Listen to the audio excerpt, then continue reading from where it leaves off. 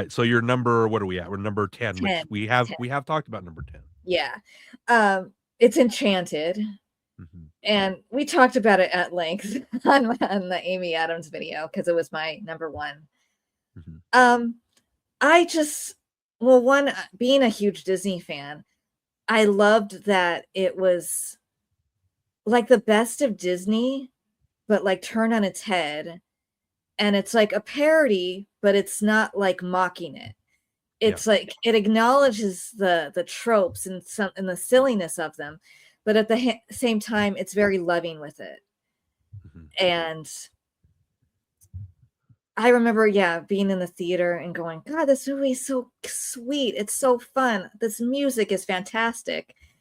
And Amy Adams is just the cutest thing ever in this movie. I mean, so perfect. I can't picture anyone else playing the part. And she goes through such an interesting transformation where she's so princessy and then she becomes this real person. And and everyone is good in the movie too.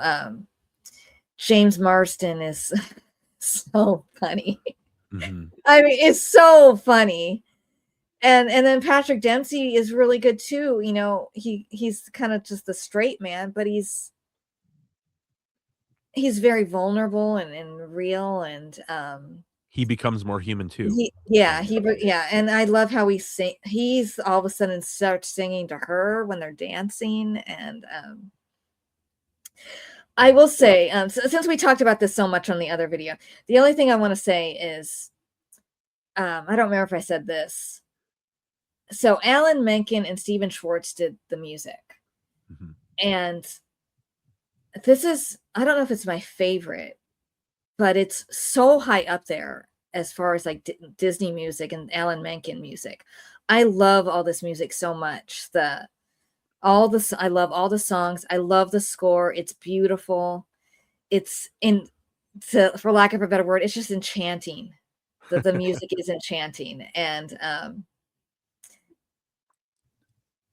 good. I'll put the link to that video in the description as well, because I talked about it so much. And I want to it was on my list too. So we definitely did. We definitely talked about it. You're right about everything you just said. The one thing that I will add, I don't know if I said this, is when Wish came out, and Wish was supposed to be the anniversary Disney amalgam. This is what we're going to go and look back at everything. And you really have to stretch. I was not a fan of Wish in the slightest. And I thought, if you're going to do that, if you're going to say, hey, this is Disney, like looking back at its history, look at Enchanted. It does such a beautiful job of respecting the past and the cameos from all the different voice actors, and the way that it starts off as a cartoon with classic Disney animation, but then this is the movie that you should look at if you're going to look at it as an anniversary celebration of Disney. I think everything about it is just beautifully, entertainingly done.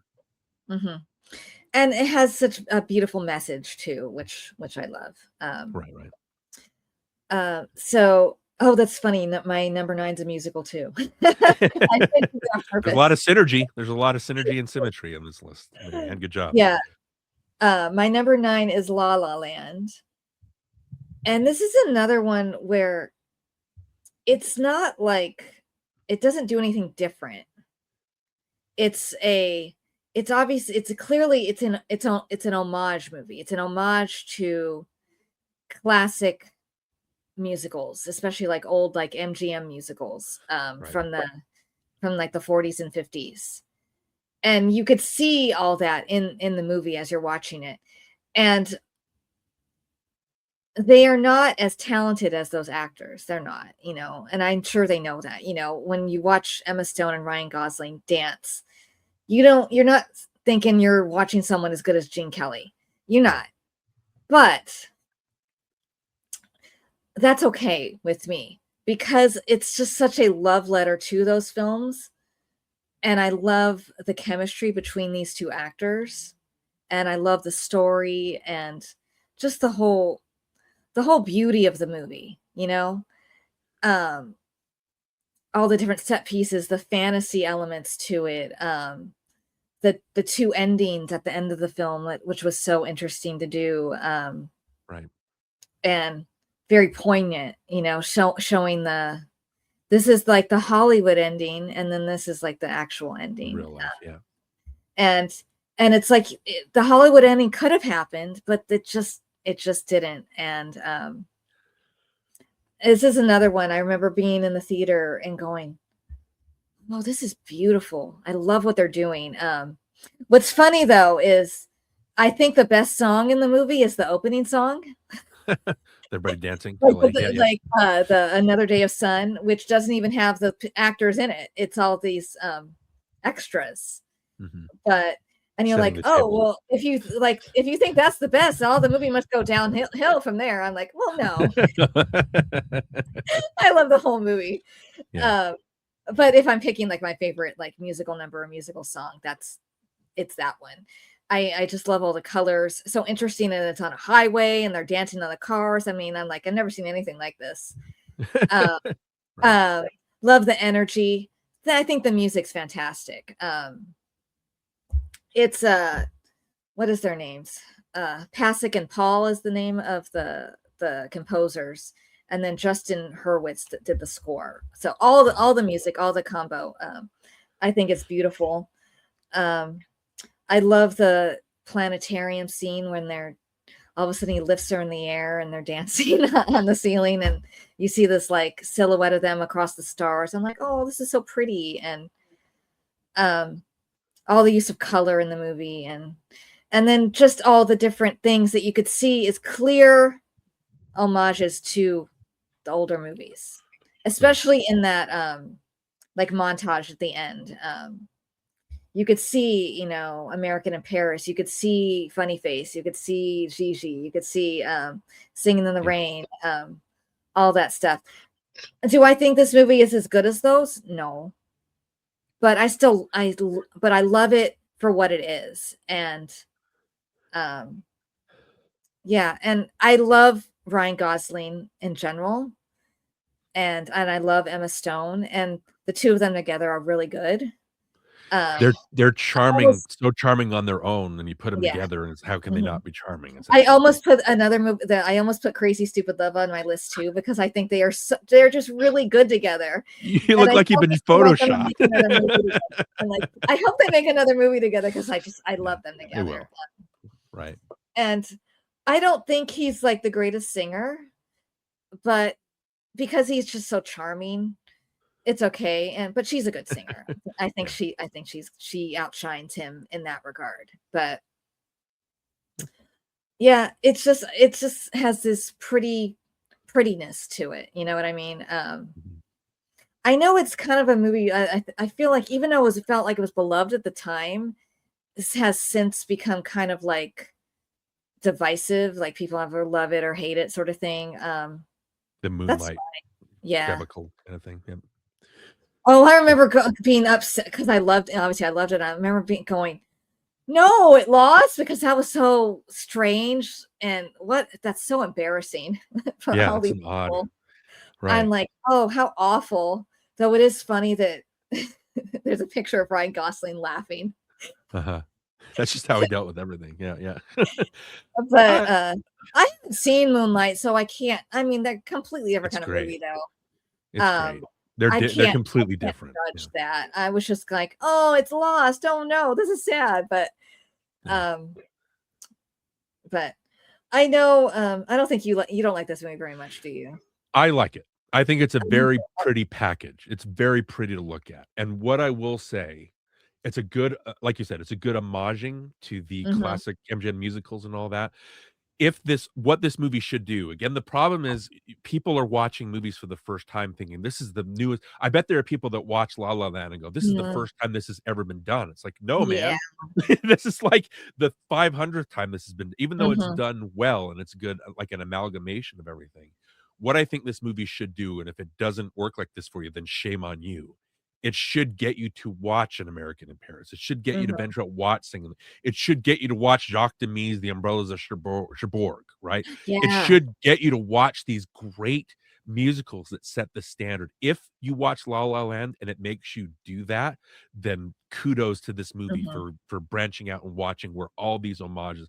I don't think Damien Chazelle made this movie to say this is like the de facto musical. This is what this is No. the musical. He was like, again, he was homaging. He was celebrating the past. And so Yeah. if you don't venture out and watch those other movies, then shame on you. That's what he was trying to do, and I Mhm. think you're just lazy if you don't do that. But yeah, very good representation of what a great musical should be. Yeah, it's obviously it's like his love letter to these movies that Yeah. he obviously loves, and um, I think he would be very upset if people thought this is it. I Yeah. don't think he's so like some egomaniac where he's like, my movie's the best ever or something like that. No, I don't think he would say that at all. Yeah. He's I doing the same remember, thing that Tarantino does. He's yeah. homaging movies of the past that he loves. So Mhm. you I remember mean, I sorry, I remember remember. them talking about visiting Gene Kelly's widow and just learning a lot of history from her, and they saw like the Scene in the Rain script and some of the costumes and stuff, and they just thought they're like, this is just so special that we're having the opportunity to do this. So it's like we want to channel our love for these movies into this movie, Yeah. which I think it does beautifully. Yeah. Sincere, there's nothing wrong with that. So yeah, Yeah. great. So you're number 8. I think all I will say, I wanna start out by saying what I like the movie, and then I'll just let you go. I think Okay. National Treasure is number 8, right? Mhm. I think National Treasure is a good fun movie. It's the fun version of the Da Vinci Code where this stuff is so ridiculous and so dumb, but it helps having a cast that knows that it's dumb and are playing to that. And so I think National Treasure is a very fun movie that, again, it's a dumb, fun movie that gets you past all that because Nicolas Cage and John Voight and Justin Bartha and Diane Mhm. Kruger and Harvey Keitel, for crying out loud, Sean Bean. Everybody is invested in making this a fun movie. And so, yeah, I like National Treasure, but why is this your number 8? Why do you have this so high? I want to know. It's one of the looking at my list, it's one of the movies I've watched the most. Okay. I'd watch it all the time. But, like, cause like you said, it's so fun. It has so much energy. The cast is great. The chemistry between all the cast is great. It's funny. I It's wouldn't call it PG. yeah, It's it's only wholesome in a way. PG. It's Yeah. very wholesome. I remember watching it going, there was a moment where Nicolas Cage is, like, upset, and I'm like, in another movie, the character would have cursed, and he Yeah. didn't. He just, like, grimaced, and I'm like, I appreciate that so much because I hate excessive swearing in movies. I really hate it. Like, a little if it's not like you can't have curse words in your movies, but when every other word is an F-bomb, it's just like, this is annoying, and it Yeah. loses its meaning. So I appreciate something that goes the opposite direction and makes it so, kids can watch this and maybe it will spark some interest in American history, even though this is all made up, obviously. Right. But it's a fun thing to think about that it could be true. Obviously, it's ridiculous, but that's the fun of it, Yeah. that he's gonna steal the Declaration of Independence, and it's like, "This is ridiculous," but you're like, "You just go with it," Yeah. because all the characters are so great. I mean, Nicolas Cage is kind of he's an interesting actor, and so much times it's like you're watching Nick Cage, and there's a Mhm. lot of that in this movie in certain sections, like when he gets like this, sort of thing, and but it makes me laugh, and I love Justin Bartha. He's Yeah. so funny. He's got probably my favorite lines in the whole in the whole movie. And He's the character that's like, "You guys know how dumb this is, right?" yes. You need a character like that to go, "Yeah, it's dumb, but yeah, go with it." Like, it's fun, yeah. But the characters are also smart, which is funny because he's so good at the tech stuff, and Nicolas Cage is like really smart. Dan Kruger is obviously very, very smart. Nice to see a female character um be so into like her character's so interesting because she's an immigrant and she loves America and she loves the history, and that's an interesting kind of character. And Yeah. She's not just eye and candy, she has something to add. no, no, not at all. I mean, she's obviously beautiful, but she's got spunk and feistiness and very, very intelligent. And yeah, Sean Bean's a great villain. I remember, so there's this, it also has this like personal thing. So this movie came out in late 2004, and it came out right after my grandmother had passed away. And my brother and I took my young cousin, I don't remember how old he was at the time, but still pretty young. We all went to the movies to see this, and it was our kind of our little escape from everything that was going on, and it was comforting, It was a comforting sort of movie. And it was funny driving home. My brother's like, "Yeah, Sean Bean, what a butthead he was." I'm like, "What's the last time I heard you use that term?" Well, isn't it great too that Sean Bean, again, PG, he doesn't get killed, he's not murdered, he just he goes to jail. Yeah. That's all that happens. He doesn't die. But he gets to be the jerk, and it's such a polar opposite than like his heroic characters where he has a heroic death or something. Yeah, we'll come to that. Yeah. And I love the second one too. I think it's just as fun. I mean, I picked the first one. If I had to pick between the two, I picked the first one. But I love the second one too, especially, Helen Mirren is a great addition. She is so funny with Jon Voight, the two of them bickering instantly. Yeah. When they go to meet her and she sees him and she just goes, "Oh." He's like, "See? One syllable. It's like a knife to the heart." These are so funny. Yeah. And I really hope someday they make another one, honestly. I think they're planning on it. Yeah. They've been planning on it a long time, though. Whether that ever happens is another story. But it's not going to work unless you have all these actors in it. I'm not going to accept it without all of them in it. It won't be the same. So hopefully that happens. I've been waiting forever to find out what's on page 47, whatever is in the president's book. Like, what's on page 47? I'm like, I've been waiting how many years now? That was 2007, I think. Whatever, do the math on that. Ridiculous. Yeah. Like, come on. They are just, I watch them a lot. They put me in a good mood. Yeah, they put me in a great mood. Yeah. Okay. Well, number 7, again, you've got some real fun symmetry here because you were going from one Jerry Bruckheimer produced movie to another Jerry Bruckheimer produced movie. And again, they're both Disney, I believe. So that's a good. So your number 7, which, wow, what a dent this movie made. What's your number 7? It's Pirates of the Caribbean: The Curse of the Black Pearl.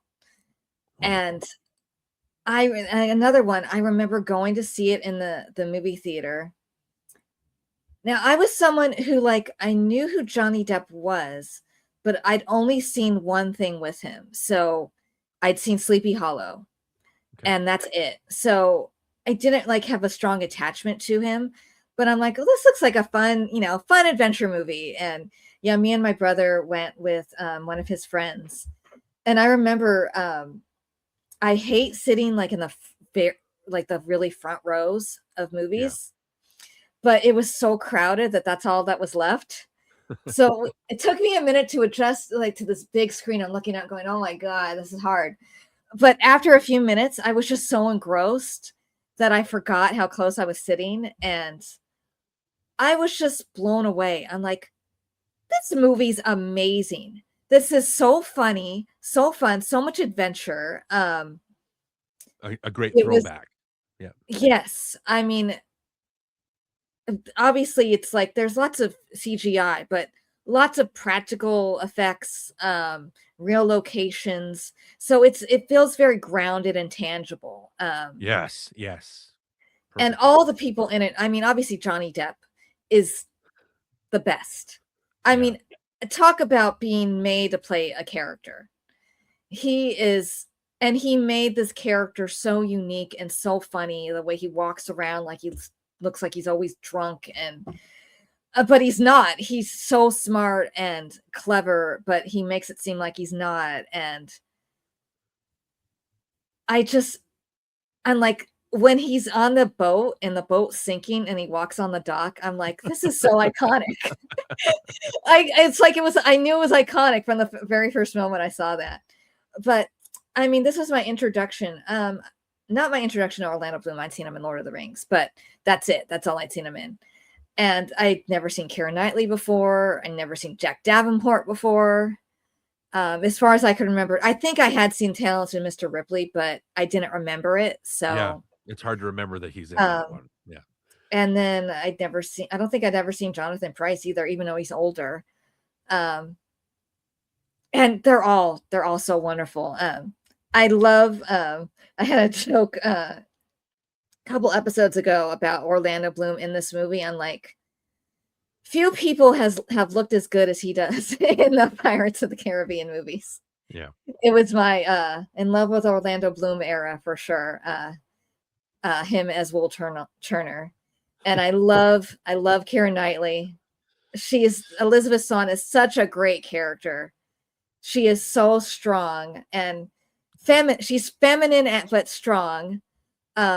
She sometimes needs saving, but then she sometimes saves someone else. It's like you don't have to be either or. You can have a mix of everything. And yeah, she's on even ground with people. Yes. And then Jack Davenport, it's like he kind of has he's the straight man, stick in the mud, but I loved him. You know, for one thing, he's got that great voice. I love his voice.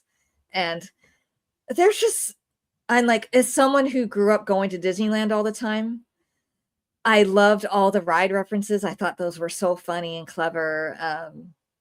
Every time one popped up, I'm like, oh, there's another one. Mm-hmm. But then the story was fun and interesting. And so this one's my favorite out of all of them. I love all of them. I think they're all, even the lesser ones I enjoy.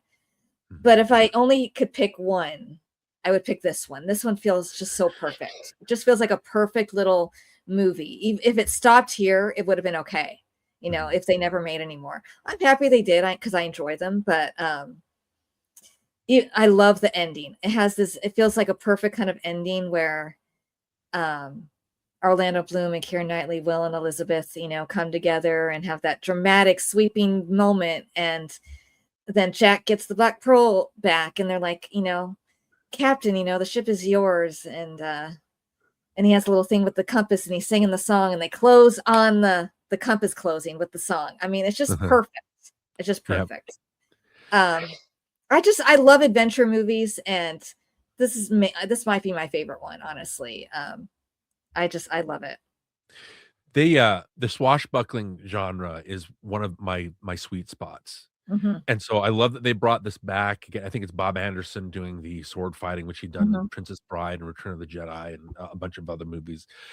I love that this movie is so off kilter that we think of Captain Jack Sparrow as the protagonist, but it's not. It's Elizabeth Swann that's making all the choices that people have to follow. She's the one that makes the choice to hide and keep the medallion or whatever, and people have to go chasing after because she keeps making these decisions, even to the third one where she, as a pirate, she becomes a pirate and she gives a speech that rouses everybody to, you know, it's so off kilter. And that's what makes it really interesting is that Jack Sparrow is Captain Jack Sparrow is the Han Solo character. He's the one that's fun side character, but it's so hard, Marianne, to create a character that sticks with you, that feels new. And I know you had Jack Burton from Big Trouble in Little China. You had Han Solo. Johnny Depp, he made Jack Sparrow a household name to the point where you go to see Dead Man's Chest, and when he pops out of that coffin, the audience lights up because they love this guy so much. And I think the issue is after the third one, I think he ran his ground. I think that was it. So when he shows up in the fourth one and he becomes the main character, I don't think it works as well. I think it works better having this. And again, they're not the worst things I've ever seen, the last two, but they don't work as well as these first three. Gore Verbinski is a great imaginative director, even though I think because they shot this one they shot the second two simultaneously. Like they shot the next two Back to the Future simultaneously. Yes. My issue with sequels is the story's done. everything's ended. Like Jack Sparrow has the Black Pearl back. Will and Elizabeth are together, right? Barbossa, again, Jeffrey Rush, even though he's not on the same level as Johnny Depp, I think Jeffrey Rush is having a great time. He loves saying "arr" at He's one so point. good. He's so good. The story's done. And so that's the problem with sequels. It's like, why do you have to keep going? You have to create these new adventures where it's not quite the same, where Elizabeth and Will end up not together, separated. It's like, I don't know if you need that. You know what I mean? I don't know if that's where, because they end this movie in such a good place. And I think even though I love bits and pieces of the second and the third one, I think it would have been fine if they never made another one after this, because it makes such a good impression. Like you said, the music, it's you said it closes and it starts the music. It's Hans Zimmer doing the music, but he had to Yeah. take like a back seat and do it anonymously because he was contracted to do The Last Samurai. He couldn't do anything. So he wrote this kind of on the fly, and he had all of his guys come, like his studio come and write bits and pieces so they could do this great score. The Pirates theme is played nonstop now. I wonder how much Hans Zimmer gets in royalties for So that. great. And It's so great. it's great, and everything just works together. This is a great everything but the kitchen sink movie. There's no reason this movie needs to be 2.5 hours, but you're having such a fun time that it doesn't matter. You know what I mean? And the way that I cannot get enough, Marianne, of the way that the curse, you're a skeleton in the moonlight and a regular Mhm. person, when they're having that Yeah. last battle and it's Jack and Barbossa jumping from the light Yeah. into the dark. I'm like, that is crazy good. I could watch them It do that is. all day. So yeah, this whole movie is just so much fun. And like I said, it's Johnny Depp creating this character that Mhm. nobody knew what he was doing. And when you watch the final movie, you're like, this is something I've never seen before. And it's so hard to do that. And like I said, even though he lived out his usefulness, I think Jack Sparrow is one of the great characters Mhm. of the century so far. Yeah, like the very last one they made was better than the previous one. Yeah, Um, it was a little stranger, a little more odd, I thought. um, because when they got away from Will and Elizabeth, I feel like it suffered because Yeah. it's like it's not just Jack, it's them too. I feel like Yeah. they were like the heart. He was like the funny and they were like the heart. So Yeah. when they weren't there, I felt the absence. And even though they're not in it very much in the very last one, their son is. So Yeah. the connection is still there, and then they have the reunion. But Right. I would since you mentioned it, I always wondered why it says a different composer's name in the first one. Yeah, What is Costa the Del. backstory with? Yeah, what is that? Again, Hans Zimmer was doing the score for Last Samurai. He was contracted just to do Mhm. that because he famously, notoriously splits himself up and does several different things. But Tom Cruise and Edward Zwick needed his attention for Last Samurai. Mhm. But again, Jerry Bruckheimer, he originally hired Alan Silvestri to do the score for this, and it just wasn't working. And so he fired Oh, him, I think maybe a month or less before the movie was supposed to come out. And he went to Zimmer saying, please, please do something. And so Zimmer put together like a 5-minute suite just off the top of his head one night, and then he farmed it out and had his team members, including Klaus Badelt, who's his main guy, oh, had okay. them piece together everything and rush the score together. So the soundtrack notoriously doesn't it the mix is off because they had to, it's very, very loud, almost too loud, where it kind of breaks your Mm, subwoofer. So the score just wasn't ready. But Bruckheimer felt rightly that something just wasn't working. And so he brought in Zimmer, who's very good at creating a mood and making this work. And so, yeah, Zimmer had to take his name off it. And basically, he left it to Klaus Badelt to go, okay, you're the one that's handling everything. I've just written this thing. You make sure that you spearhead everything and make it work as a score. So okay. that's why he's credited. But I again, no negative against Badelt because he's a good composer in mhm. his own right. But this is a very much a team effort putting this score together. I always wondered that because everyone says it's Hans Zimmer. I'm like, but it's this other man's name. I didn't know any of that. So that's Yeah. interesting. Um, it's funny. I feel like there aren't a lot of in recent years. There aren't a lot of iconic movie scores, like movie scores that you just Yes. instantly know. And this is one of them. This Yeah. is one of them. I mean, this is obviously old now, but um, not a lot that are as good as this. When you can start humming the theme and people know Yeah. exactly what it is. And Like, it feels very so hard to think. appropriate. It feels Yeah. it goes with the film, and It's one of my favorite movie scores of all time. Yeah, definitely. That's great. Okay, so your number 6. My number 6 is Miss Congeniality. Fun movie. It was my number 1 Sandra Bullock. No, I'm sorry. My number 2 Sandra Bullock movie was my friend Katie's number 1. Our 1 and 2 were flip flops. But it was like, it's like tied, for 1 basically. Another one that I saw in the movie theater, cracked up so much. It's so funny. The cast is amazing. It's Sandra Bullock's funniest movie. It's the one where she gets to have the most physical comedy. Her character has a great story arc. It's so She's quotable. Not bad on the eyes. Well, of course she's beautiful. Yeah.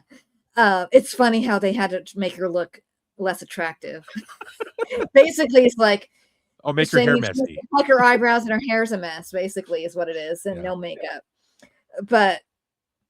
But then obviously it's also, she's like not refined. Yeah. And she's tough. But I love Michael Caine in this movie to no end. He's so great. And maybe my favorite movie with him. My favorite, I love the banter with the two of them. William Shatner is hilarious. We talked about how many amazing quotes are from all the secondary characters.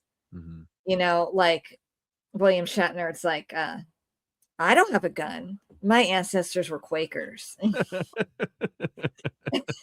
And Michael Caine at the end, where she's like trying to tell him, oh, it's the crown, that the bob's in the crown. He's like, yes, you could taste it, can't you? He's like, be the crown, wear the crown, you are the crown. I mean, we went on a lot in that video about this movie. Heather Burns is really funny. She's got a lot of. She's got the most iconic line in the movie. It's funny.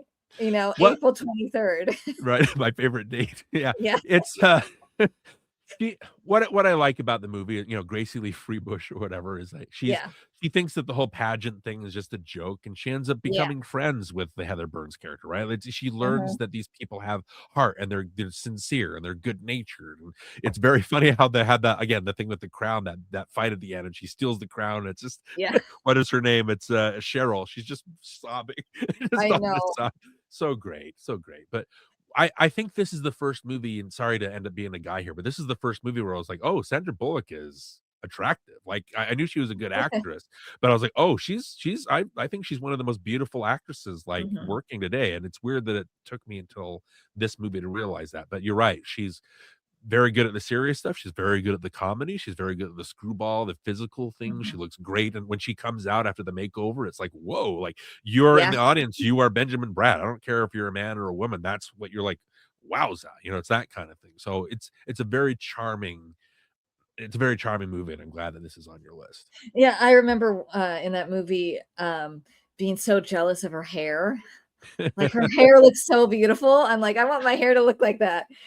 I like your hair. Oh, thank you.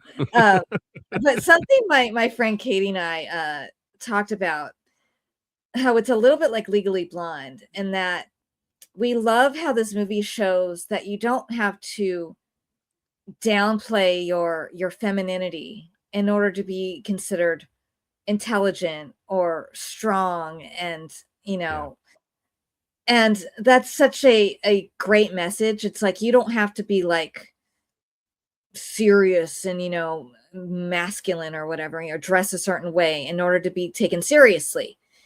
And she learns that over the course of the movie, and she helps the girls and they help her. And I just love the moment at the end where she doesn't know what she's doing. She's like, which one's the lipstick? And they all help her. It's like it's a competition, but they're all helping her. So this sense of community and friendship is so great. And I love the end where she's like, I really do want world peace. It's such a fun movie. Another one that I've watched a lot, just because it puts me in a good mood. And everyone's so good in it. Okay. Well, you're number 5. Yeah. I will, again, I love Phantom of the Opera, and so I saw that was the first Broadway thing I'd ever seen, and so I've got a very special place in my heart for that. I don't quite think it matches the the Broadway show, but that's Mhm. all again, that's all I will say about that. I'm not here to nitpick anything. Why do you love Phantom of the Opera? Well, I never, I'd heard of Phantom of the Opera, but um, only like in passing. I never heard any of the music except like I heard one of the songs, oddly enough, in a soap opera. Interesting. Um, I heard it in an episode. One, I heard "Music of the Night." One of the characters in Days of Our Lives was singing it. Huh. It was one of the characters. She wanted to be an opera singer, so she was like Uh, demonstrating this song. okay. Um, Chloe, probably. My wife yes, is a Days of Our yes, Lives watcher, yes, so it was Chloe. Um, well, the music and is so indelible that you're bound to hear it somewhere, so but that's all I vaguely heard. So I didn't know anything about the story. So this is my introduction to it. And I'd never seen any of these actors before. I'd never seen Gerard Butler, never seen Patrick Wilson, never seen Emmy Rossum. Obviously, I'd seen it Minnie Driver and Miranda Richardson, but right. they're secondary characters. And I love it's funny. I loved it. I thought it was beautiful, especially the music.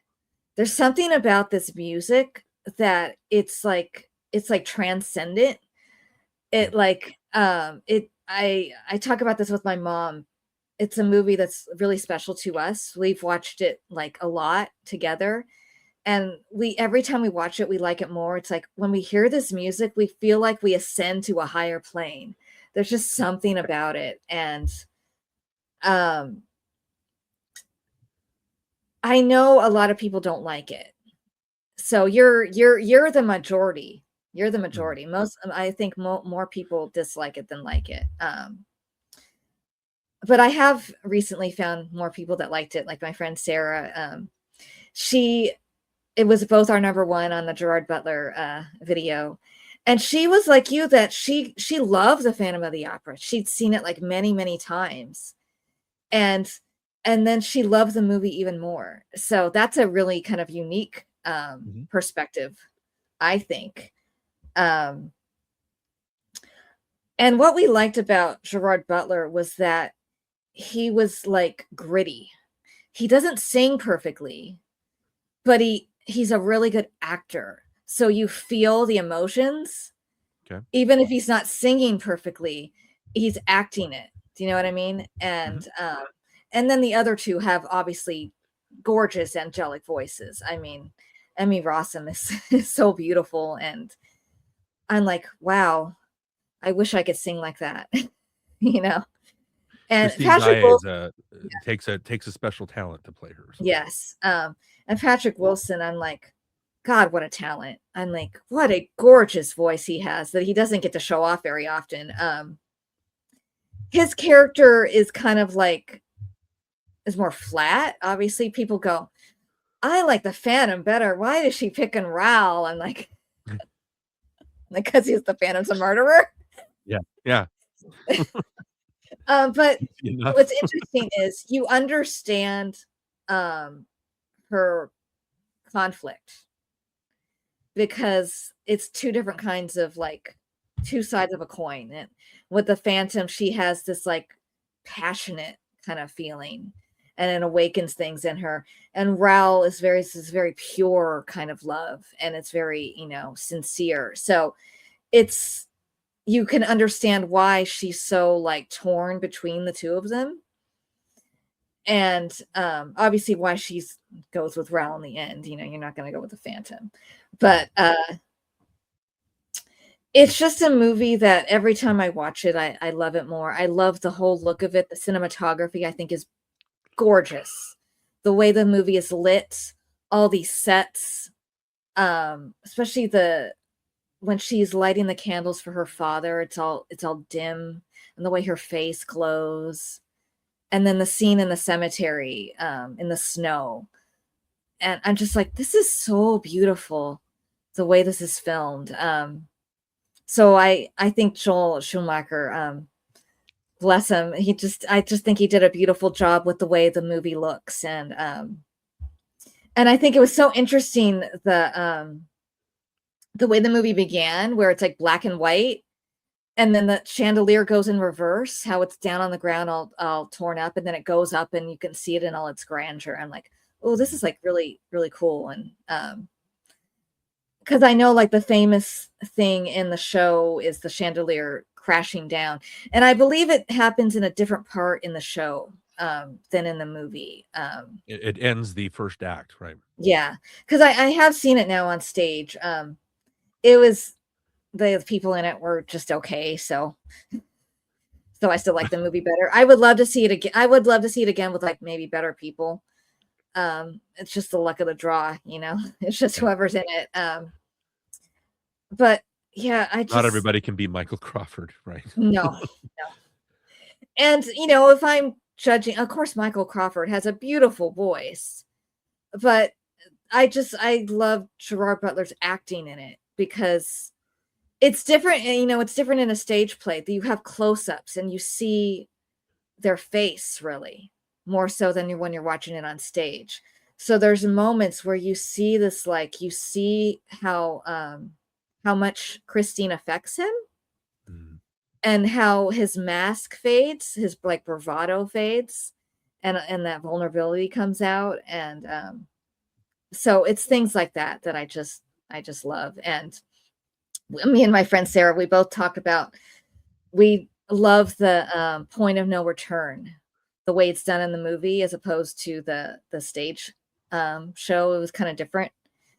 And just the way they're on either side of each other and cross toward each other, just thought it was really well done. Even if you don't like it, you know, that's okay. But because I've found people that do love it. And but and again, we're in the happy minority basically. Right. Well, again, I don't have to watch the movie over and over again, right? I don't have to make it my personality to rag on Phantom of the Opera from 2004. It's not, you like it, and again, that's why I wanted to talk with you. And I always love talking with you about Phantom of the Opera. We've had conversations about this before, and even though we disagree on the movie, it's like I love hearing why you love it. Like, and that's why it's on your list. It didn't surprise me that it was so high. And so yeah, it's great.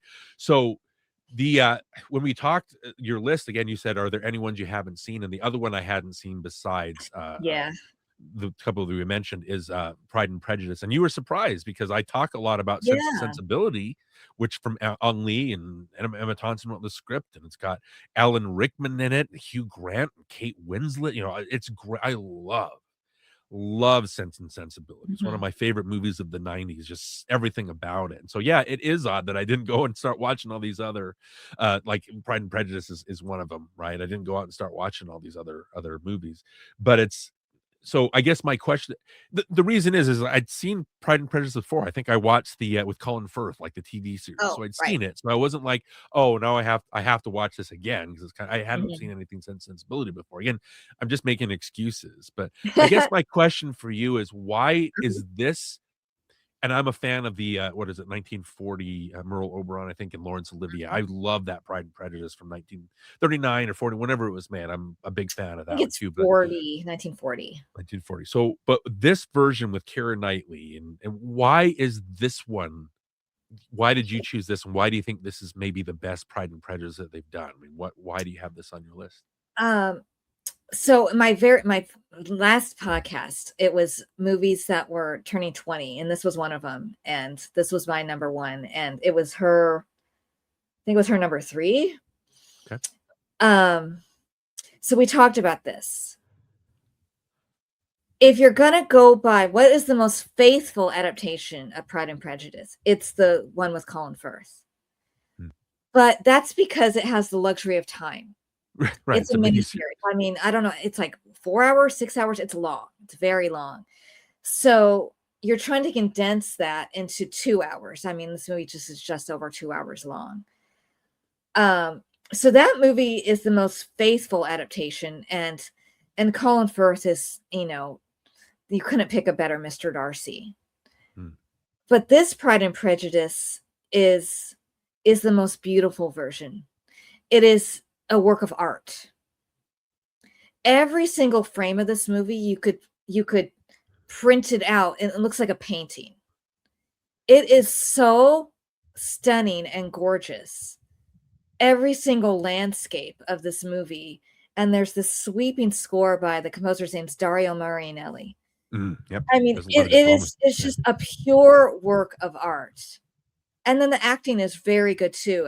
Keira Knightley, I think, is a beautiful Elizabeth. I like her more than Jennifer Ely in the miniseries, because I feel like you really see her gradually falling in love with Darcy, as opposed to, I feel like in the miniseries, she goes from being so mad and so stubborn to all of a sudden she's like, oh, maybe I like him. I feel like you feel her gradualness and you feel the attraction between them instantly, even though he's very, haughty and, stuck up. But he plays Darcy a little different, where he's kind of shy and awkward, in addition to being kind of like aloof. So there's scenes where he comes in and he doesn't know what to say, and he's just standing there going, yeah, okay, take care. And so I like that he's it says the actor's name is Matthew McFadden. Now people know him from that HBO show. What is it called? I forget. I don't remember the name of it. He looks the part. He's very tall and rugged and handsome.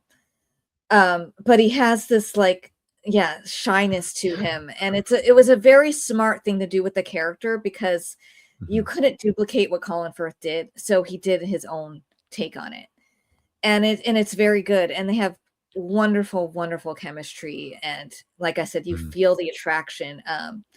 There's 3 scenes in particular. So there's the scene where he tells her he loves her for the first time, and he basically is like proposing marriage, and it's like in the pouring down rain, and they're standing under this overhang, and they're just like going at it, back and forth, and they're very angry with each other, and then all of a sudden it looks like they're gonna kiss. So it's like you really feel that chemistry there, and that's like the turning point in the movie, where you really see like she doesn't know how to feel anymore, and then there's a scene where they're dancing, and everybody disappears except them. And it's beautifully shot, and the way the camera spins around, and then the scene at the end of the movie is he comes back, and she's walking outside, and he comes back, and I'm sure you've seen it, where he's walking across the mist in the morning. Wow. And the camera stays on him for so long until he comes into frame, and you can see his face, and then it finally turns and goes on her face, watching him. And it has that sweeping score. And I told my friend, I'm like, this is like one of the most romantic scenes I've ever seen in any movie ever. It's so beautifully done, and it captures like the spirit of the story just beautifully, because I love the book. I think it's so good. And then I had written a paper in college about how Jane Austen uses nature in a very symbolic way, and this movie does that, where when they're outside they can be their most free, and they're not repressed, as opposed to when they're inside. The walls aren't containing them. Yeah. Yes. And so the movie is just stunning in every way. Very good acting. I love Donald Sutherland. He is an amazing Mr. Bennet. The other Mr. Bennet in the miniseries didn't make me cry, but Donald Sutherland did.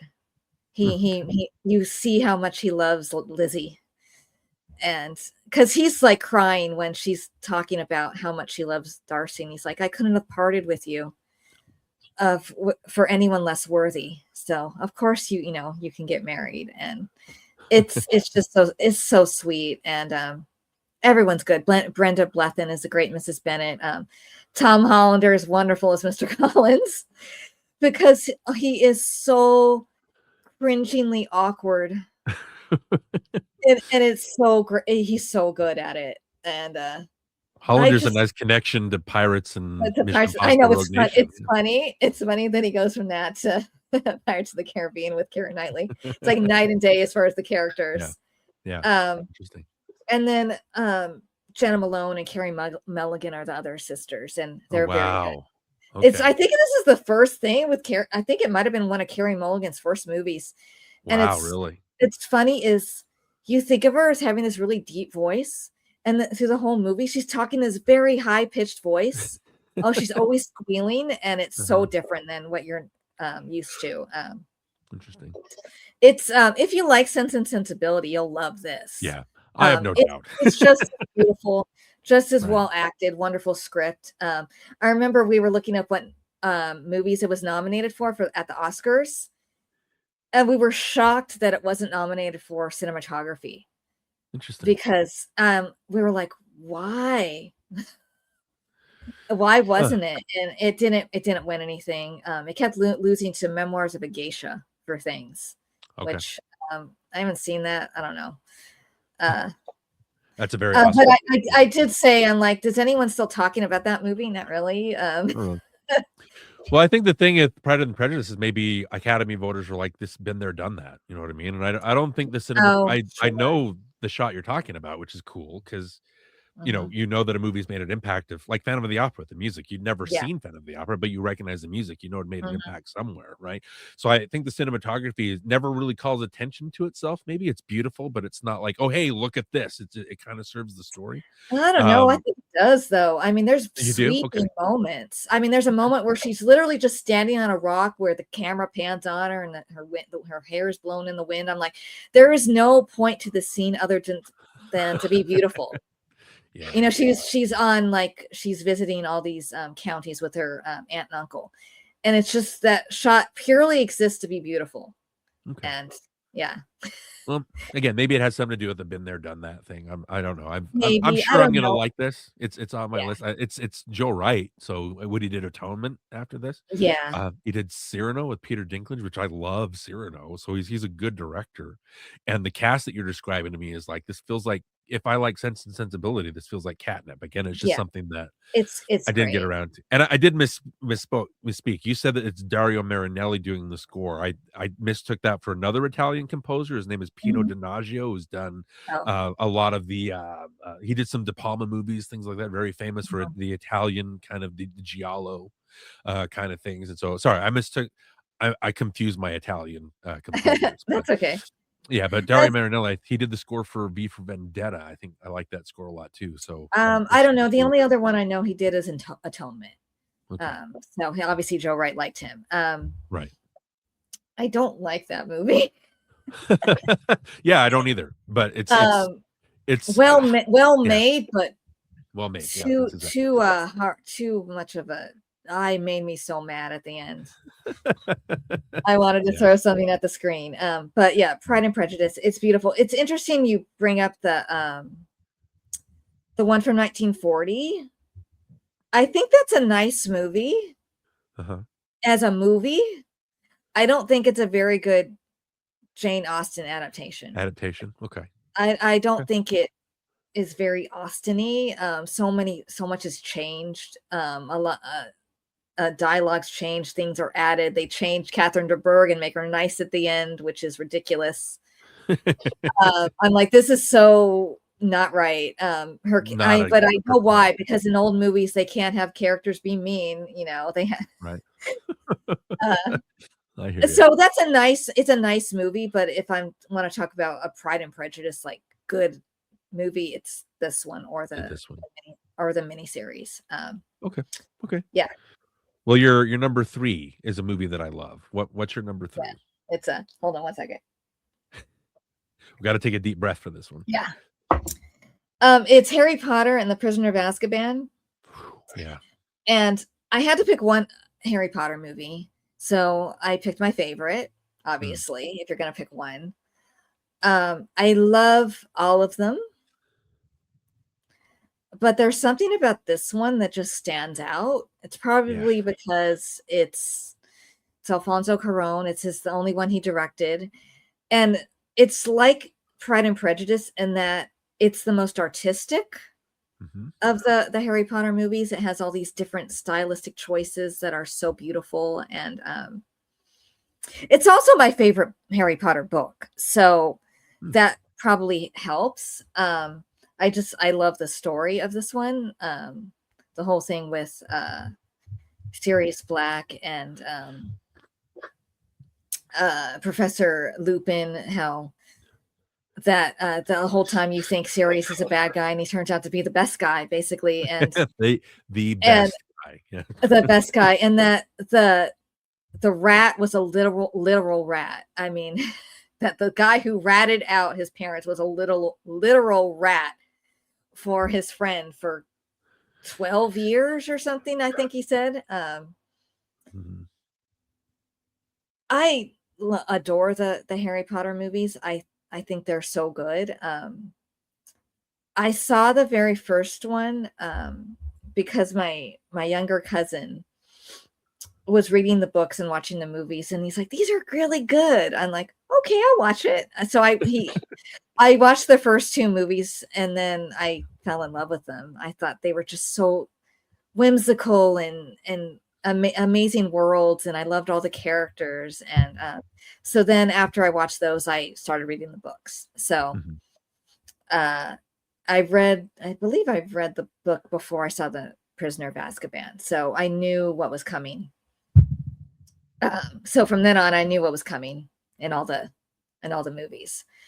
But yeah, I think this is the movie where the kids really come into their own. Like the first two, they're very young, and they're great. They are. They're naturals, but they start to their chemistry together. That the core three kids, Harry, Ron, and Hermione, Daniel Radcliffe, Rupert Grint, and Emma Watson, really come together with their chemistry.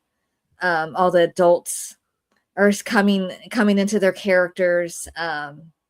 This is where they started living their characters instead of actually playing their characters. That's the difference, I think. And I love the darkness to it. Again, the cinematography is beautiful, and the what do you call it? Like it's kind of like an iris, the way that it pans Iris in and out. Yep. Yeah, I love that. That's such a neat choice. Yeah, there's just something about this movie. And I love the whole time turner. I think that's such an interesting story element, the way it's done, where it creates this time loop where it's like, if you think about it, it doesn't make sense. It's like, how is this happening before it happens? But that's how time travel is in movies. Right. And it is sort of interesting where it's like, he's like, my dad's going to come save me. And it was him the whole time. And Hermione throws the rock at herself, and, sort of thing. And I love the moment where, because I believe it's not in the book, where Hermione punches Draco. I'm like, this is so satisfying. This kid is such a sniveling brat, and he needed to be punched in the face. I'm sorry. I'm not a violent person, but Malfoy's a racist, really. He's been taught racism. He is. He's a product of his upbringing. Yeah, he needed to be shaken out of that, right? And then I love Gary Oldman and David Thewlis, great additions. And then this is the first one with Michael Gambon. And it's tough to come into a part after, the movies were always very beloved, and people loved Richard Harris. But, he died, and it's like they had to recast it. So personally, I like Michael Gambon better. Yeah, so do I. I think Richard Harris is lovely, but he seems very frail to me. Yeah, well, he was on his way out. And I think it's because he was ill. Yeah. So he has Dumbledore's wisdom and grace, but Dumbledore has to also be very robust and like kind of funny and whimsical and strong, and Michael Gambon is so good at that. Yeah. That I love him in the part. Probably not my favorite. If I'm picking like my favorite Dumbledore performance, it's not in Prisoner of Azkaban. But I I love how he brought his own thing right away to the part, and Yeah. a slightly different accent, and I love the part when it's like they come back and it's like, we did it. Did what? Did what? Did what? Good night. Yep. Uh, and what's fun is I saw I didn't see the first two in theaters, but I saw the rest of them in theaters. And then this past year, I got to see Prisoner of Azkaban in the movie theaters again. I took my Mm. niece and nephew who have just completely fallen in love with all things Harry Potter.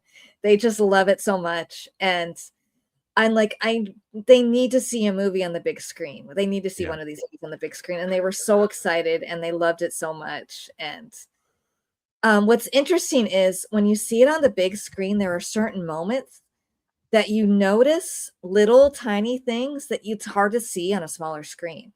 Yep. So like when it's the Whomping Willow and you see Lupin come running in and you see Snape running behind him. You could see it, when you're watching it on television, but when it's on the big screen, it's like you can really see it really well, and other little things like little animals everywhere. And I think I even noticed something. I'm like, oh, I don't remember that. When they're walking down the class and stuff. So it was so cool seeing it on the big screen with them. And yeah. Is this your favorite of the Harry Potter? Is that what you said? Absolutely. So the thing with Harry Potter and the whole J.K. Rowling controversy, I don't understand what she's preaching now. I don't understand, because the books preach against that. So it kind of makes it hard. It's an art versus artist thing, but I will always cherish the Harry Potters because we watched, number one, as my in-laws and I went to go see, after starting with the third one, went to see every one of these in a theater together. To the point where we saw Deathly Hallows Part 2. It was we had a big dinner. We went to go and we sat for the movie. We're just ready to be devastated. So that I cherish. I also cherish, as far as franchises go, watching these kids grow up and mature into being adults, right? I love that's hard to replicate. The thing is, I don't understand why they're redoing this for HBO as a I don't TV get series. it either. Yeah. I think Harry Potter, again, the controversy with Rowling, Harry Potter's had its day, right? It served its purpose. I don't think we need to keep rehashing, because now it's just going to be looked at as, because I think when you walk in, when you realize somebody's problematic, personally, everybody has their own way of dealing with it. But for me, it's like, okay, I can like them up to the point where I realize I don't like who they are, and now I don't have to side with them anymore. So now I don't have to watch and appreciate but I do appreciate the Harry Potters again for the effect that they had. And the reason that I love this one is two reasons. Number one is I read the books first, and the first two books, all the books have a very nice, snarky sense of humor. They're very fun to read. Yeah. And so she paints such a great picture that the first two books, Sorcerer's or Philosopher's Stone and Chamber of Secrets, I imagine that world in my head. So when I'm watching the first two movies, and again, Chris Columbus did a good job of putting this cast together and getting everything in place, but it's so slavishly devoted to giving you every frame of the books because people cherish them so much that it felt like it was straitjacketed to me. Like I was watching the first two movies going, what I imagine in my head is so much livelier and more fun than this. And I don't like you being so, because I'm huge on voices, I don't wanna see J.K. Rowling's Harry Potter. I wanna see Chris Columbus's Harry Potter. I wanna see Alfonso Cuarón's Harry Potter, right? And so when Cuarón comes into this, I laughed more in the first 5 minutes of this movie than I laughed in the entire, 5 hours of the first two movies? And I just think it's because it has this, like Michael Gambon, I think he's a good stand-in for why I like this movie the best. Is Gambon comes in and he's different, but he's quirky and he's playful, and it ties in with the whole movie. I think I watched Sorcerer's Stone again within the last few days just to get caught up in the magic again, and I think that because Columbus and Roger Pratt, or they shoot the movie so normal and kind of everything's just it's just still. There's no real movement, no real playfulness to any of the Mm, camera work. So when you introduce a troll or spiders, I don't think it matches. It feels like, oh, that's obviously not a real troll. I don't feel that that's a real troll. It's not matching the environment. But Cuarón and Michael Saracen, the cinematographer, they have this kind of magical sheen over the whole movie where it feels like there's every frame has been painted and it's not mm, just pointing at something. And so right. it feels like an actual movie. And again, it's Cuarón that was like, I'm going to break, I don't have to do every single page. And yeah, Rowling came in and said, you have to include this because it's going to pay off in a later book. But there was the first Harry Potter movie that I sat down and watched and thought, this is an Alfonso Cuarón movie. He's giving me a version of Harry Potter. And I think every movie after this scored off of this movie. I think Cuarón came in, said what he needed to say, set the standard. And Goblet of Fire is kind of weaker for me because it goes back. Again, it's Roger Pratt doing the cinematography. It goes back to the look of the first two movies, which I'm like, oh, you guys were onto something. I love the otherworldly kind of sheen of Prisoner of Azkaban. Why are we going back to this?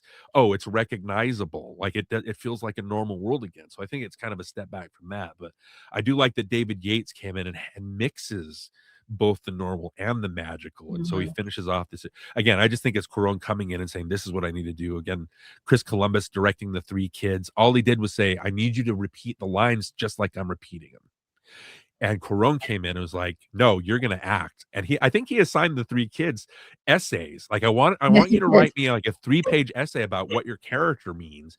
And so Daniel Radcliffe just wrote something very quick. Emma Watson wrote like a whole like a 10-page essay, and then And Brent Rupert just Grint didn't didn't bother. do it He didn't do all. it at all. It's very much in character, and I thought that was very clever. And you can feel that again. Yeah. They get better as they go, the actors, but I Mhm. think They this is the one where you're like, oh. There's personality here. It's not do. just versions of what I read on the page. I love this movie. I love how all the shots seem to push everybody. Like you look at the part where Hedwig, no, not Hedwig. Hedwig was the owl. Where Hagrid is teaching them how to ride the hippogriff, right? Mhm. And he's asking for a volunteer, and everybody steps back. So like Yeah. Harry's just there by him. The whole movie does that. It always takes Harry away from the group and like makes him like alone. Makes him like so he's the world is against him. The visuals of the movie plays into the storytelling. It's not just point and shoot at everything. The visuals are actually Mhm. taking place and having an actual stake in the storytelling as well. So I just think that this whole movie is just magic. Again, because there's no better word for it, right?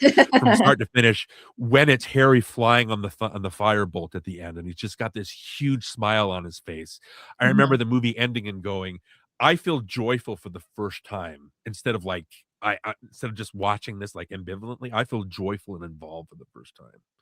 So again, this is one of the movies on your list. Was like, oh, I've got some stuff to say about this one. So I don't mean to talk so much, but I do It's okay.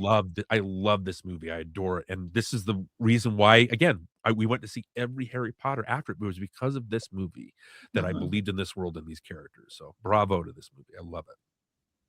And I love how the mentors are done. Yeah. They're so creepy and scary, and the concept of them is creepy, but then the way it's filmed, it's just like they look like the Grim Reaper or something, but even Yeah. scarier. And especially when they're playing Quidditch in the rain and he's flying up and they're all surrounding him. And then on the train when it's slowly opening the train door that's like and the window's like frozen. I'm like, this Mhm. is like ominous, you know. And the first two had an ominous quality, but not in the same way. But each one it gets darker and darker and age they all, get more Right. mature. I do like that in hindsight, you know what it is. But I remember them talking about there was a scene in the movie that's not in the book that's a clue to the end. And now that you know what that it has to do with Snape. Yeah. The And dough, right? it's him protecting the kids instinctively when Yeah. because Oh, in the what a book, great moment. Yes. yeah, because in the book he's knocked out. Mhm. He's not awake in that moment, but in the movie he wakes up and then when he sees them he puts his arms around the children, and that is a clue to Snape's Yes. real character, But And I love that. he does it without thinking. That's the thing. You Yes. think of Snape as being Yeah. this jerk and this villainous character, but Mhm. the first thing he does is he Yeah. protects the kids, and it's Yeah. like, "What was that? Like, Yeah. you're Without not even who I thinking. think you are." It's Right, an right. instinct. Yeah. But I it's love that. you mentioned the Dementors. They're very ring wraithy. They're kind of the same Yes. design as Lord of the Yeah. Rings, and again, you have it's interesting that Rowling took this because you have a giant spider in there's spiders in here, that there is a giant spider in Lord of the Rings. You have a troll that they fight, which they fight a troll in Lord of the Rings. I think she Mhm. took a lot of it from this. But you're talking about characters not appearing as what they seem. The Oldman character, Oldman had played so many bad, horrible bastards Mhm. that to cast him as Sirius Black and to realize that, oh, it's Gary Oldman, you're gonna cast him as the bad guy, right? But then as soon Mhm. as it turns and he turns out to be Sirius Black is my favorite character in the whole series, and Oh. it's mostly because of how Oldman plays him. He's able to he can play Oldman can play bad so good that he can play good even better, and I just my heart gets warm thinking about Sirius Black in Mhm. these movies. I love that. I love that the Thulis character for the first Yeah. time when Harry's left behind, he can't go into town, and he and what's his name? It has something Lupin, right? Lupin. Yeah. He's talking with Lupin, and you finally get a conversation where Harry's having a connection with one of the teachers, right? And he's Yeah. like, I knew your parents, and it felt so warm and like, oh, this is what I just felt like I finally got, oh, this is why people like Harry Potter. I'm finally getting it. Yeah. And that's what did it for me. But again, the whole movie's about things not appearing as what they seem. And it's just, again, top to bottom, this movie is just a brilliant piece of pop entertainment, I think. Mhm. I agree. Yeah. So anyway, you're number two. What's your number two here? My number 2 is The Holiday. Good one. Great, Great. great romantic comedy, great Christmas movie. Second favorite romantic comedy ever. Wow. Great. Yeah, I love it. What's your first favorite romantic? You've Got Mail. Okay. Very good. Um, it's just this movie feels like a warm hug. It just Sure. makes you feel good, Right. and it's like it's about good people and good things happening to good people and getting rid of the crappy people in their lives basically and coming into their own. And the concept obviously is like far-fetched and it's like a fantasy, but the characters feel real to me. I especially Kate Winslet, you feel that character, someone who's been jerked around by a guy for years, um but then even Cameron Diaz, even if I can't necessarily relate to that character, you feel such sympathy, obviously. Well, one, because her boyfriend cheats on her, just because she is like doesn't always open up. It's like there's no excuse, for that. And that she can't like physically cry, like an actual thing that can happen with people. It's something that Nancy Meyer said she actually went through, so that's why she wrote it into that character. Huh, cool. And then so my friends and I, particularly my friend Kira, we have this like running, it's not a joke, but this like running joke that Jude Law's character is like the perfect man. Uh-huh. And they obviously that you can tell it's written by a woman. Right. Obviously it's Jude Law, beautiful. But his character is so he's so warm and sweet, and he's a great father, and he loves his kids, and he's trying his best, and he loves books, and he's the one that's more emotional. He's the one that's crying, at the end, and his character is so great. And I love that story, how she at the end she's crying, because she finally found someone that she actually truly loved. And the whole thing when we found out he was a father and that his wife had died, just tugs at your heart. And I remember the advertisements very smartly didn't say that in the ads. You had no idea that was a thing with his character. That was not in the trailers. Um, and then I love that with Kate Winslet, you get like 2 love stories. You get this really Yes. wholesome thing with Jack Black, and I love seeing Jack Black in a part like this. He never does this, No, and he's good. He's it's good at it. probably close to maybe how he is in real life. I don't know. He's just sort of just even keeled, but so sweet and but still very funny. I love their little banter. Like one of my favorite scenes in the whole movie is him and them in the Blockbuster where he's just doing all the movie scores. I'm like, this is a fun game. Yeah. I would play that. But then Eli Wallach, Yeah. this sort of sweet, like platonic fatherly thing. And that one I think is even more important, honestly, because he helps her realize her worth Yeah. that she had forgotten and and kind of vice versa because he is like this he's like no one cares about me anymore. And that part at the end when he sees all these people that come to honor him, I just start crying. I'm like, this is just so lovely. And then Nancy Myers is she has all this like commentary about the movie business and just that added stuff in there, which I love. And I just love every single thing about this film. I know some people probably think it's too long, but when you're juggling all these stories, I never feel the length. It's wholesome and beautiful and heartfelt, and Yeah. I love that it takes place at Christmas. It's funny how my top 2 or my top 3 honestly all have my top 3 romantic comedies all have Christmas in them.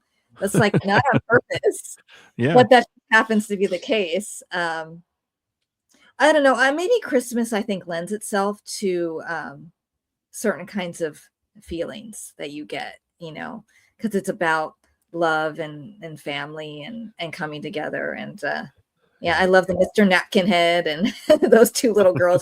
The cutest little things ever. I love kids. So I like to always imitate them whenever we're having hot chocolate. I'm like, can we still have hot chocolate? Marshmallows. They're so sweet. That's great. Yeah, I love this movie. Like I said, it makes you feel good. And I love when Kate Winslet dumps Rufus Sewell. That is so satisfying because that is such a realistic character, the way he is. There are men like that just breadcrumb you and string you along. It's like, even though he's still gonna marry this other woman. And she's just like, I got a life to start living and you're not gonna be in it. I'm like, Yeah. I love that. I love that. Right. And of course, as in every Nancy Myers movie, she has the great aesthetics. So obviously the huge house is beautiful, but everyone wants to live in Kate Winslet's cottage. I mean, I do. It's so cute, cozy, and obviously it's so heartbreaking when you realize it's not a real place that they just built it. But right. Someone should build it for real and like Should. make it an Airbnb or something because people would go to it. Yeah, a lot of fans of the holiday out there, so I'm pretty sure they wouldn't mind that at all. Yeah, I think it's so nice how this movie has had like legs. That it was successful, modestly, but I think Did well enough. it has just grown and grown and grown in popularity. And every year she always shares everyone's posts about it, and I think it just makes her feel so good to know how many people just love this movie. I'm sure it's her most popular film. I think so. Certainly most beloved. It's not her most like critically successful. I think that was something's got to give, but Okay. I think The Holiday is probably her most loved movie. Okay. It's my favorite of her films, obviously. Right. Well, it's my favorite of hers too. I think she's got it's what they call it, lifestyle porn is what they call her movies because they're mostly about rich people, right? And I have issues with because again, I get it. It's like I really can't identify with these people that are living so lavishly. Like oh, your heart is broken. Oh, maybe you should rely on your $10 million and that'll make you feel better, right? But I don't feel sympathy for a lot of the characters in her movies because they're just I look at that and I'm like, I wish I could live like you. Like that would solve a lot of my problems. You know what I mean?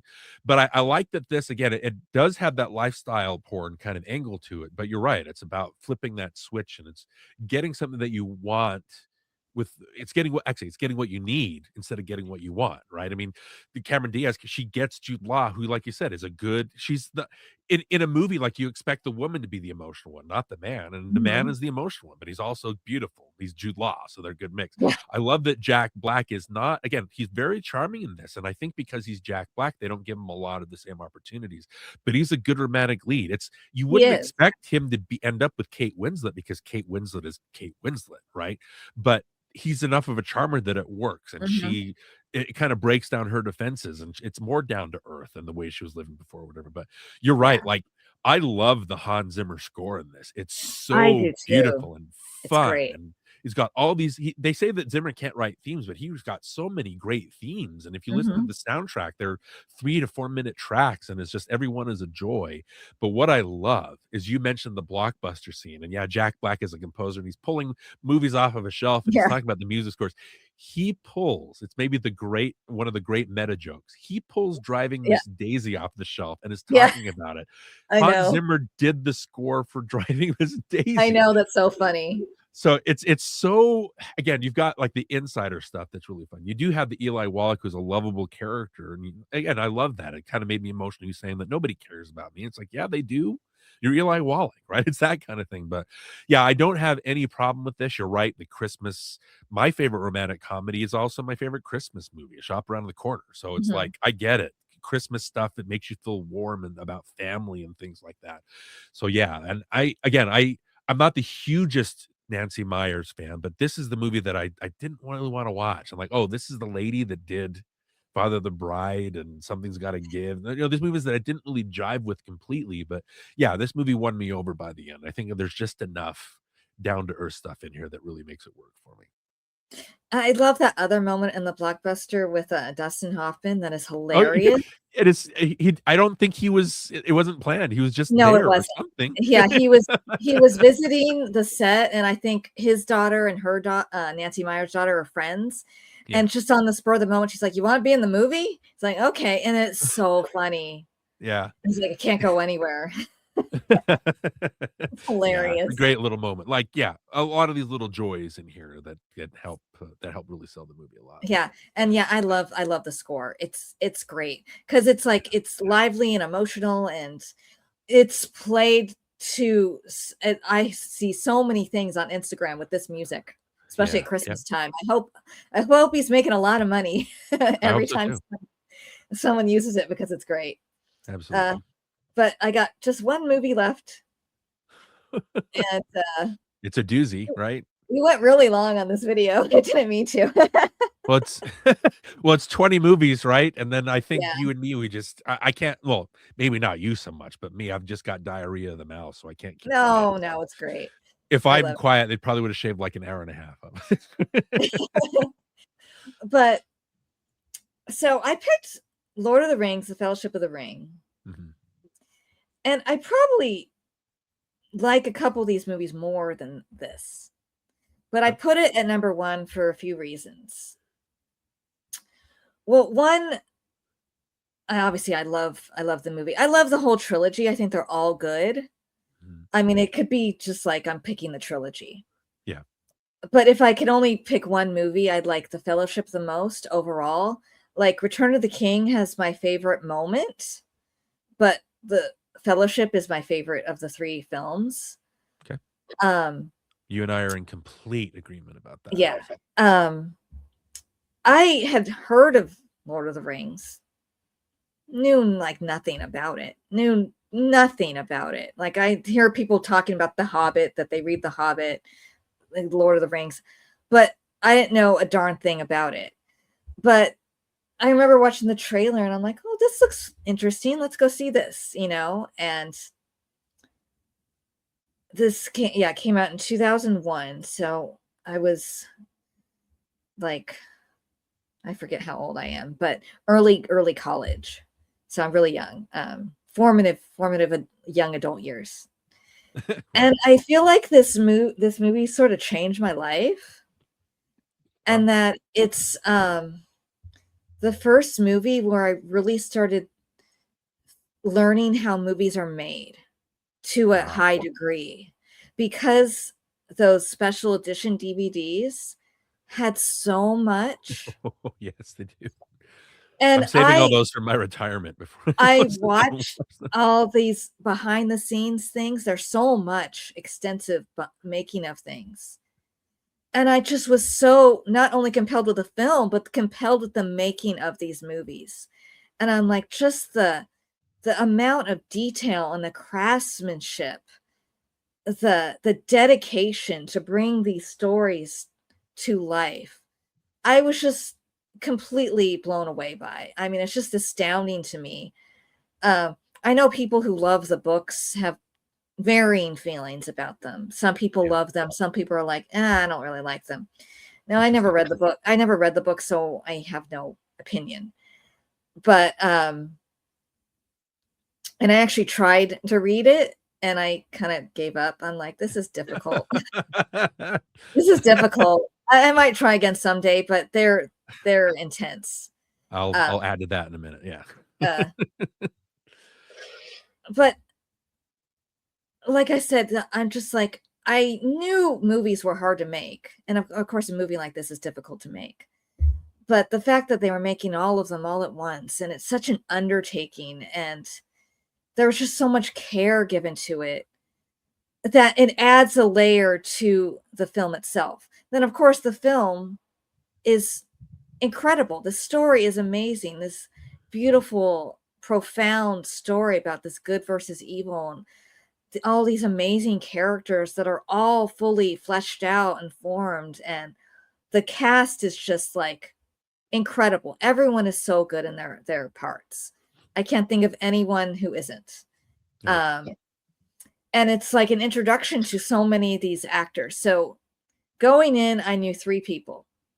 I knew Elijah Wood, since he was a kid, since we were, I think he's born the same or like a year ahead of me. So I've been a fan of Elijah Wood since he was a little kid, and I was too. I knew Liv Tyler from That Thing You Do. And of course I knew Sean Astin, because I grew up loving Goonies and Rudy and that. So, but I'd never seen Ian McKellen before, even though he's an old man. I'd never seen him in a movie before. Wow. Never seen Viggo Mortensen before. I mean, he'd made movies, but I feel like this is like the one that like put him on the map. Household name, right? Obviously, I don't think Orlando Bloom had made a movie, so I wasn't going to see him before. I never seen Sean Bean, the other Hobbits, Dominic Monaghan, Billy Boy, never seen them before. Hugo Weaving, I never seen. So Andy Serkis, even though he's not really in it very much. But I just was like so engrossed in the story, and it's beautiful looking. It's, you know, it's compelling. It has slow moments. It has, you know, wisdom and heart and humor, and they're just amazing, amazing stories that, of course, they're so well beloved and so timeless. And I think most people love them if they love the books. I think more people love them than don't. But right. I like the Fellowship the best because I just feel like the flow of it is the best. Even though the other ones are not that different in length, they're just a little bit longer. This one feels like it moves the best. There's no slow moments to me. It has like the romantic elements, which I love with Arwen and Aragorn, where their scenes are together, and the whole introduction with the Shire I love, and then because I didn't know I don't know what's coming. I thought Gandalf was dead. So I'm bawling, crying as much as all the characters are. And what's interesting is that every time I go back and watch this again, I obviously know he's going to be okay. But I'm still crying so much watching those scenes. They are so like hauntingly beautiful. I mean, it's because of how they shoot it. Like I know a lot of people are, he's alive in the next one, so I don't have to worry about that. But in No, the what does it mean in the moment? Like his sacrifice and how they're everybody devastated. Frodo's scream, Yes. in slow motion, and how even Aragorn can't believe what just happened. Like it's I all of, know. and they get that moment again when they're all out on the rocks and you just see everybody dead. It's They're because of the crying. way that it's Yeah. shot. It doesn't matter that I knew that he still lived because I'd read the books, but Mhm. because the moment is so well played, you feel their loss. It's not about, I really hate when people watch movies these days. They're like, I don't, oh, isn't he alive for the next one? I don't have to worry about this, right? Oh, Spock dies. I haven't seen any other Star Trek, but I know that there are 8 of them. I'm watching Star Trek 2. Spock dies? No, he doesn't. I'm not going to bother feeling anything. And it's like, what do you, like, what is your problem that you can't open yourself up to what the other characters are? So sorry to interrupt, but I get it. I get Okay. that that's why you cry, because it's so well done that you it's the I moment that does it to you. I love that moment. Well, first, I love the moment before. I mean, that's like the most iconic moment from Oh the movie, yeah. like with Gandalf, "You shall not pass." I mean, that's so powerful. Yeah. But yeah, see Frodo's wailing and Aragorn just looks like confused and it's like disbelief. And then the hobbits are just bawling, crying, and then the one is trying to come Mary's trying to comfort Pippin, who probably Totally. feels like it's his fault, Yes. Mhm. and Legolas, who elves don't know grief, so Even he he looks yeah, so confused, like he doesn't know how to process his emotions. right. Um, and then Boromir is trying to comfort Gimli, and then Boromir's the one that says, "Give him a minute." Like, yeah, let them grieve for a minute. Yeah. and then I love the whole thing with Boromir. That's so well done. Mhm. And of course, it helps that you have Sean Bean because he's such a good actor Yeah. that you feel like you understand him, you understand his perspective, and then when he, goes after Frodo and instantly he's like, "Oh my God, what did I do?" And he's like almost crying, "I'm so sorry." And then he comes back and saves the hobbits and then he dies. And I'm just like, it's just so powerful. And I know there's this thing, and it's true, like Aragorn is like, he's like the perfect representation of what a real man is because he's undoubtedly masculine, but he Right. shows his emotions very freely. And he's crying over Boromir and he's comforting him, and he does the little thing that's like a prayer, and it's like the sign of the cross almost. It's like Mhm. with minus a step. And it's and because Tolkien was Catholic, so there's being Catholic myself, I see a lot of the Catholic themes in there, the Catholic feelings to it, especially my favorite line of the whole trilogy is something that Gandalf says. And what's interesting, he says it and then you hear it at the end and it's actually a little bit changed, Yeah. where he's talking to Frodo, where he says, It's um, Frodo remembering, so yeah, where he says, I wish the ring had never come to me. I wish none of this has happened. He's like, well, so do all who live to see such times, but that's not for you to decide. All you have to decide is what to do with the time that is given to you. And then yeah. at the end, you hear it in slightly different tense. All you have to decide is what to do with the time that's given to us, or something like that. It's changed, but that's so profound and so meaningful, and I love that so much. I mean, that's how we should live life, honestly, especially when you're going through something awful or hardship. Yeah. Of course, you can't control that. You have to decide how you're going to live, and it's just it's just beautifully made. Obviously I love the other two. If I was like ranking them, I go Fellowship, Return of the King, Two Towers, I think. Okay. Because my favorite moment of the trilogy is when they bow to the hobbits. Mhm. When you bow to Wow. no one. I mean, I talk about crying in the theater. I was like almost uncontrollably sobbing, crying, because that's just, I even want to cry just talking about it. It's just so Yeah. beautiful. But yeah, that's why I love that movie, and that's why I picked it at number one, because it's just so meaningful. And Right. It was just like a turning point with how I watched movies, honestly. That's great. We Yeah. all have those shock to the system type things that wake Yes. you up to what they mean, right? Mhm. Again, I don't remember the top 10 that I put together, like every I can't remember what movie I picked for each genre. And just like you said, I know there are a couple other science fiction, like I think Arrival maybe means more to me Mm. than Lord of the Rings does, sort of science fiction fantasy. AI, artificial intelligence, which is my favorite Spielberg movie because that has a moment, me being an only kid growing up with a single mom, and Mm. there's a realization at the end that he's not gonna have her any I am a Yeah. sobbing mess at the end of AI, Oh, I but was crying so much, yeah. yeah. But when I decided to pick a movie that represents what sci-fi meant, like, to add to the genre itself, I chose the Lord of the Rings trilogy because Mm. this is the kind of just similar to you as this awakened you to way movies are made. This is how from this point on, from the and again, the reason Fellowship is my favorite is because it hit that sweet spot of this is how a blockbuster should be made, and everything else that doesn't achieve this same kind of level, I'm sorry to say, comes up short. Like, this is the model that you should follow. This is what you should shoot at. This is what your goal should be, is to make a movie like this, because I grew up reading the books, and the books, you're right, they're tough because Tolkien isn't really interested in telling stories as much as he is describing the world. The joke is what, like, he describes the color of the leaves for like 5 pages.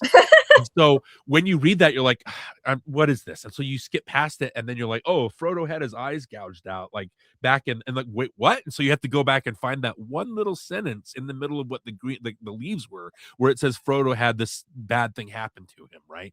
Again, it doesn't really, but that's the example I went with for some reason. But when you sit down and watch the movie, again, you look at the color of the leaves, you read the color of the leaves described. When you see the movie and you see the color of the leaves, like, it feels so real that it Mhm. does it in visuals what it takes 5 pages, I guess, to describe. I don't know if that's a weird, kind of reductive way to describe that, but Sure. I didn't expect this movie to be this rich and this Mhm. literary when you're watching it, and this well built and well designed.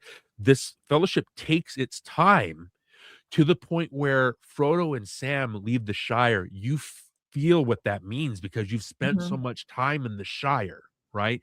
When they finally get to, and Liv Tyler has that badass line when she rescues him, is like, "If you Oh, want him, come love and that. claim him." Like, Love whoa, that. what a iconic and instantly iconic. Yeah. When he wakes up with the other elves and things like that, and his journey is done, but he decides, "Yes, I will take the ring. I will help bleed." And it's the shot of Ian McKellen reacting to it like, "This is not what I wanted, but it's exactly what I expected from this, these hobbits to take charge," right? And you feel what sacrifice is being made when they get, like you said, when they get to the mines or whatever, and they're facing the Balrog, and you have that again badass line with, Mhm. "You shall not pass," which like earned him that Oscar nomination, or McKellen that Oscar nomination, just Yes. that one line, because he makes you believe in that world just with that, his presence and with the way that he delivers the dialogue. But when they lose him, again, they give the characters time to grieve, and they Mhm. give them enough time to grieve that when Aragorn says, "Get them up, we've got to get moving," you don't want to yes, give them a moment, but we have to keep moving. And it's Frodo like, "I'm done." Like, he tries to run off, and they get him back, and then they go to visit, like, again, Kate Blanchett's character and all that. And then you have the climax. Boromir, like, it's funny that I latch onto these characters that die, but like Sirius Black being my favorite character in Harry Potter, Boromir is my favorite character in the whole trilogy Oh. because, you watch Marianne, I talk about this all the time. You watch the kids or the young viewers that haven't seen Lord of the Rings watching it now after they've grown up on Marvel and superhero movies. I get Mhm. so frustrated because you see Boromir, he's only human. Like, he's going to fall prey to the ring, and he does. But it's Mhm. because every man does, right? He's a man. And these Mhm. kids that watch, these reactors that watch this movie are like, "Oh, he's evil." Mm-mm. And then when you see Boromir come charging in, right, to save Merry and Pip, that is a more heroic thing that he does than anything Aragorn does, because Mhm. he's failed, but he still gets to his feet and does the right thing. And it's built that enough that when Boromir dies, sacrificing himself, I'm gonna keep saying this, they give it time when he gets hit with that arrow and you see Merry and Pip react and they Yeah. stop and you can tell it hurts and he gets up. Boromir keeps fighting, gets Yeah. another arrow in him.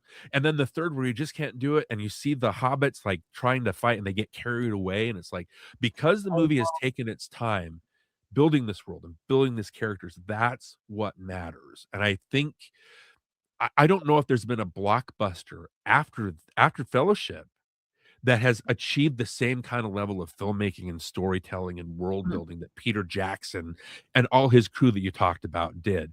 And the reason I picked the trilogy is because it's odd that they made all these odd and as far as history goes, odd that they made all these 3 movies at the same time in a row because the quality is exactly the same for every Mhm. single movie, right? It's telling one story.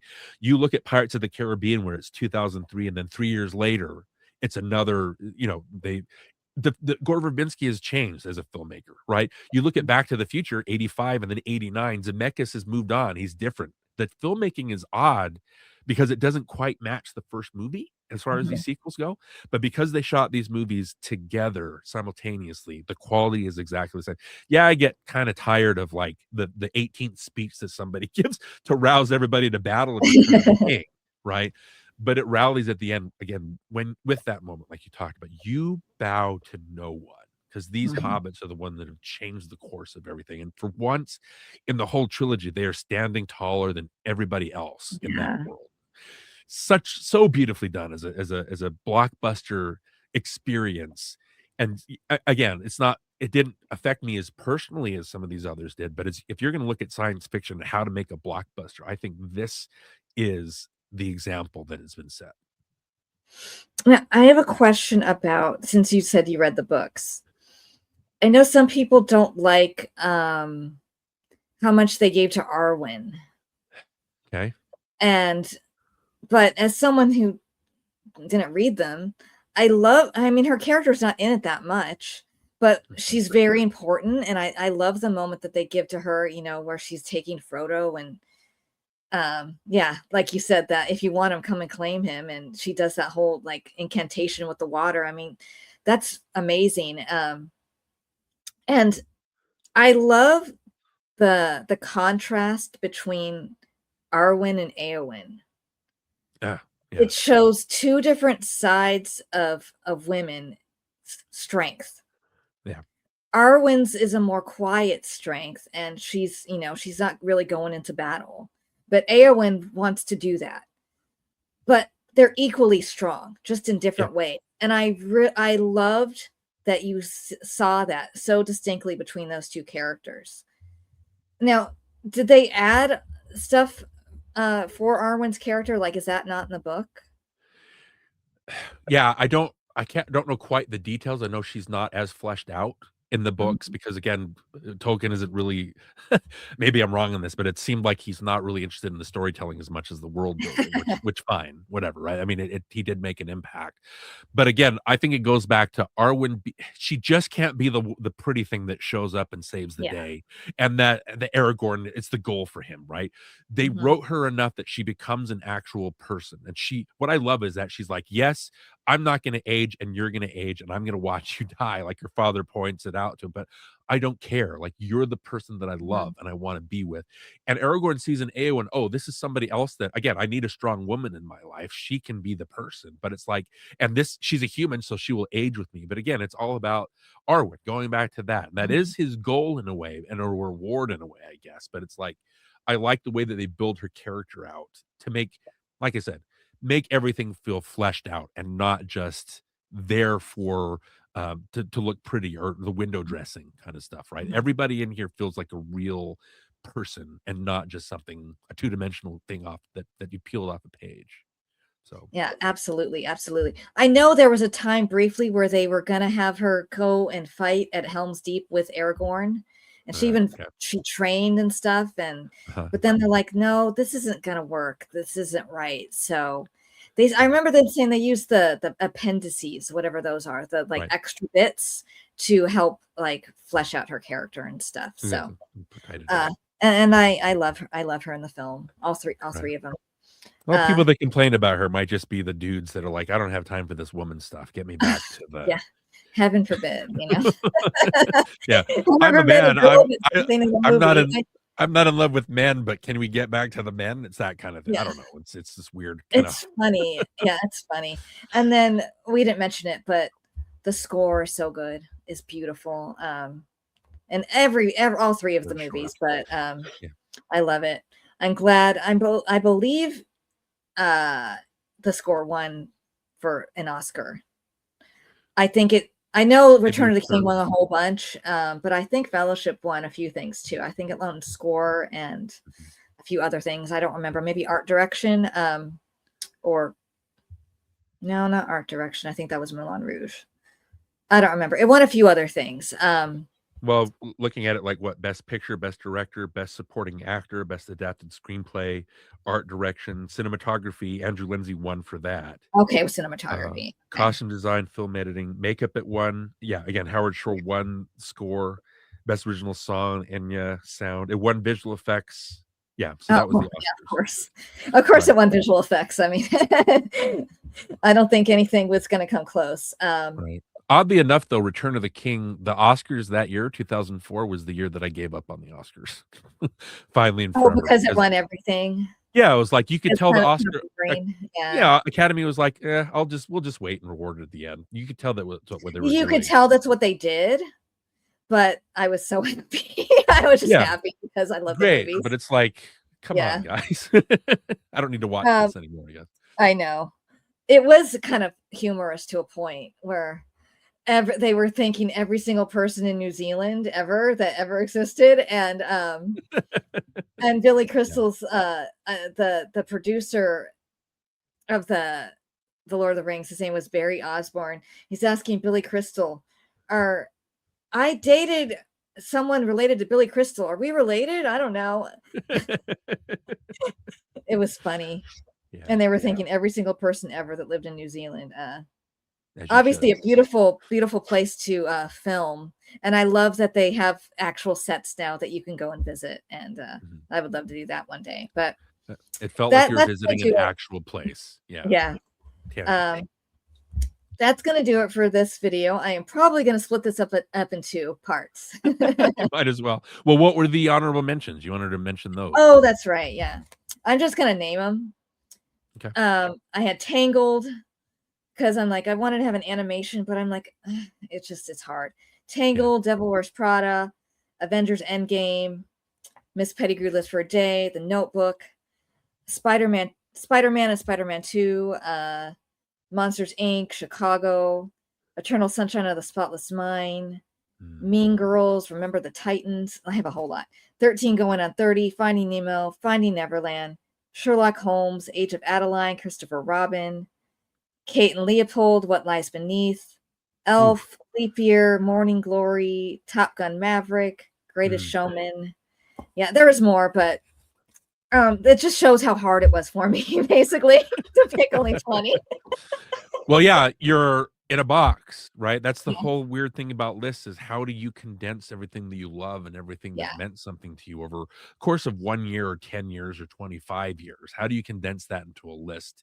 And so that's another problem that I have with lists. It's like Mhm. those movies that you mentioned in honorable mentions in a week or month, I'm gonna go back. If I go back, those honorable mentions might actually be in the top 20. Right? Yeah. You never know because it's how you feel. But again, the whole point of this conversation was that why is this list the way that it is? Why do you have these movies on your list? Why Mhm. do these movies means these 20 movies? What do they mean to you personally? And that's I think it's really important to talk about these lists as opposed to just giving your names the names of your titles out, right? And expecting people to react to just that when you don't know the reason why you had The Holiday as number 2, Mhm. why you had Murder in the Orient Express as number 20.